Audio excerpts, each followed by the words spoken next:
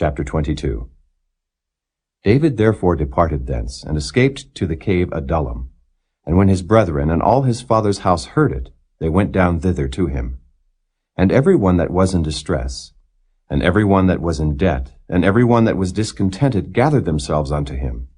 And he became a captain over them. And there were with him about 400 men. And David went thence to Mizpeh of Moab, and he said unto the king of Moab, Let my father and my mother, I pray thee, come forth and be with you, till I know what God will do for me. And he brought them before the king of Moab, and they dwelt with him all the while that David was in the hold. And the prophet Gad said unto David, Abide not in the hold, depart and get thee into the land of Judah. Then David departed, and came into the forest of Hareth. When Saul heard that David was discovered, and the men that were with him, now Saul abode in Gibeah under a tree in Ramah, having his spear in his hand, and all his servants were standing about him.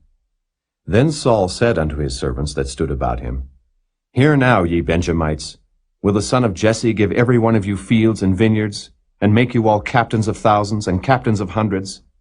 That all of you have conspired against me? And there is none that showeth me that my son hath made a league with the son of Jesse. And there is none of you that is sorry for me, or showeth unto me that my son hath stirred up my servant against me, to lie in wait, as at this day?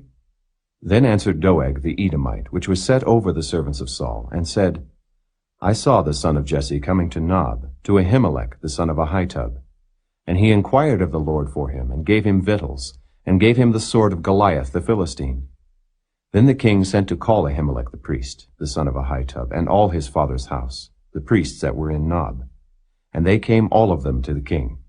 And Saul said, Hear now, thou son of Ahitub. And he answered, Here I am, my lord. And Saul said unto him, Why have ye conspired against me, thou and the son of Jesse, in that thou hast given him bread and a sword, and hast inquired of God for him, that he should rise against me to lie in wait as at this day? Then Ahimelech answered the king and said, And who is so faithful among all thy servants as David, which is the king's son-in-law, and goeth at thy bidding, and is honorable in thine house? Did I then begin to inquire of God for him? Be it far from me.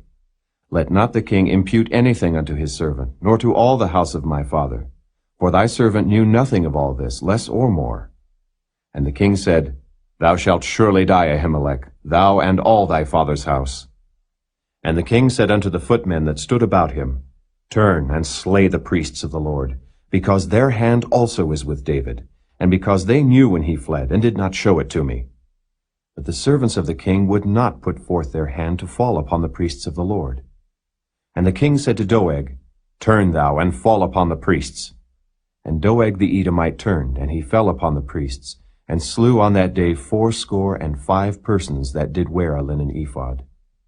And Nob, the city of the priests, smote he with the edge of the sword, both men and women, children and sucklings, and oxen and asses and sheep, with the edge of the sword.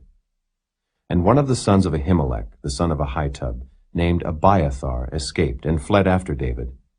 And Abiathar showed David that Saul had slain the Lord's priests. And David said unto Abiathar, I knew it that day, when Doeg the Edomite was there, that he would surely tell Saul, I have occasioned the death of all the persons of thy father's house. Abide thou with me, fear not. For he that seeketh my life seeketh thy life, but with me thou shalt be in safeguard.